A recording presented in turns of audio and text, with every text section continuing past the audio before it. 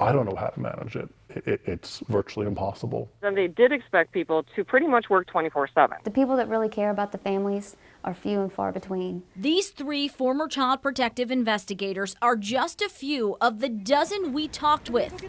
They all believe the department is setting children and investigators up to fail. Before you cannot feasibly care for all these many families and children. There's no way. You know, a lot of times people wouldn't get interviewed. You know, it's a big deal to lie about those things. Investigators admit to cutting corners. Sometimes my supervisor would be like, oh, well, just say that you couldn't get in touch with them, or nobody was home, or kids not even being seen, because it's mandatory for the kids to be seen.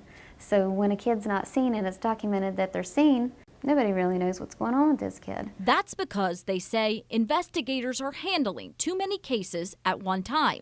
Behind every case is 1, 2, maybe even 10 children or more. When you have a caseload of 20, 25, 30, 35, you are bound to not just fail, most likely, but your families that you are charged with overseeing and helping are going to fail. When you get 2 or 3 cases a day, you literally cannot do what you need to do to make sure that you're doing a good job. You can't do it. Which may be why hundreds are not getting the help they need. I mean, I've had so many families to call me and be like crying on the phone with me, you know, begging for help.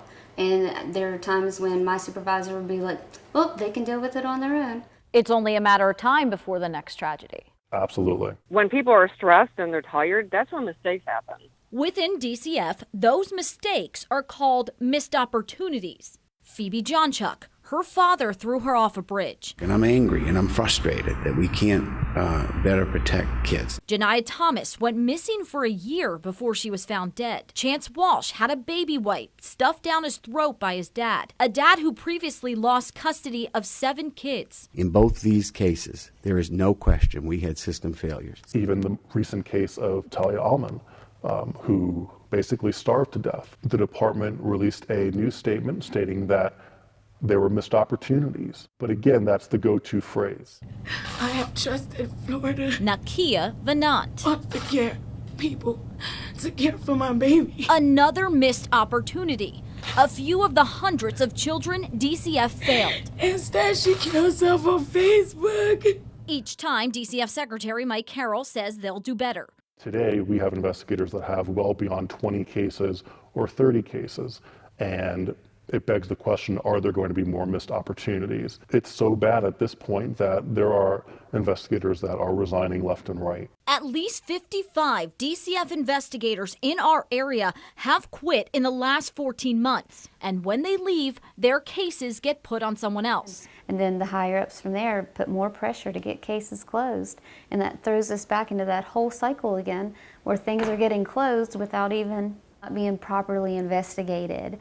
We do monitor workload. DCF Secretary Mike Carroll repeatedly refused to speak on camera, but talked with us by phone. I understand folks' frustration with workload, but we also monitor because there are some folks who can't manage their workload. Like in the Barahona case. 3 days before Nubia was found dead and her brother in critical condition, the children were bound and put into a bathtub for hours. Nubia Barahona was found on Valentine's Day 2010 in her father's truck, her body decayed by acid. 40 caseloads. That's a lot for anyone to handle. Is the system still broken? Because we know with the Barahona case, there's reports that say, you know, a review at that time said rapid turnover, inexperience, lack of documentation, excessive caseloads, and we're still once in a while seeing 40 caseloads today.